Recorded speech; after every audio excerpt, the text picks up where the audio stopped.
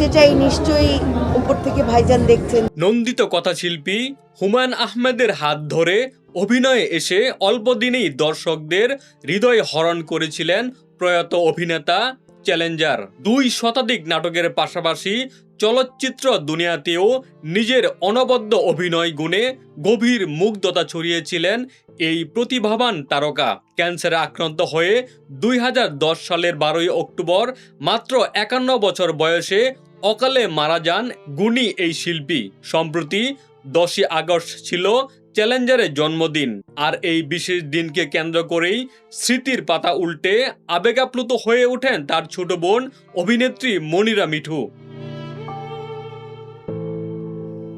সামাজিক যোগাযোগ মাধ্যমে ভাইয়ের সঙ্গে তোলা শেষ ছবিটি প্রকাশ করে মনিরা মিঠু তাদের মধুর ও গভীর পারিবারিক সম্পর্কের স্মৃতিচারণ করেন। ছবিটির স্মৃতি উস্কে তিনি জানান, ব্রেন টিউমার অপারেশনের পর ভাইজান সামান্যই কথা বলতে পারতেন এবং স্টেরয়েডের কারণে তার ওজন বাড়ছিল। চিকিৎসকের কড়া বারণ থাকা সত্ত্বেও জন্মদিনের কেক কাটার সময় চ্যালেঞ্জার অত্যন্ত আনন্দ ও প্রবল আগ্রহ নিয়ে কেক খাওয়ার জন্য দাঁড়িয়েছিলেন।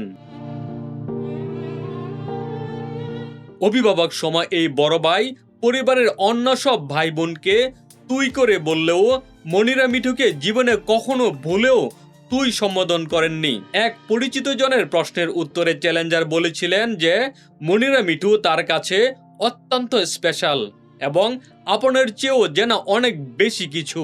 মা মারা যাওয়ার আগে ছোট্ট মনিরা মিঠুর হাতটি চ্যালেঞ্জারের হাতে তুলে দিয়ে তাকে দেখে রাখার শেষ অনুরোধ করে গিয়েছিলেন। চ্যালেঞ্জার নিজের হাতে ফিডার দিয়ে দুধ খাইয়ে পরম মমতায় ছোট বোন মনিরা মিঠুকে শৈশব থেকে আগলে রেখে বড় করে তুলেছিলেন।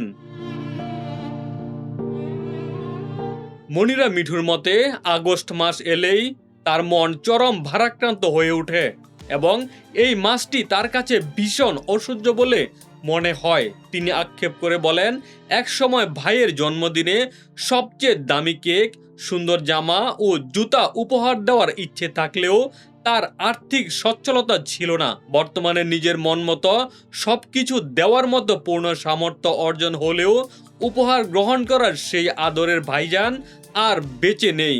ভাইকে হারানোর এই চিরন্তন শূন্যতা ও আক্ষেপ প্রতি বছর আগস্ট মাস এলেই এই অভিনেত্রীর হৃদয়কে গভীরভাবে বেকুল ও বেদনাহত করে তোলে। ডেস্ক রিপোর্ট, বাংলা বাজার পত্রিকা।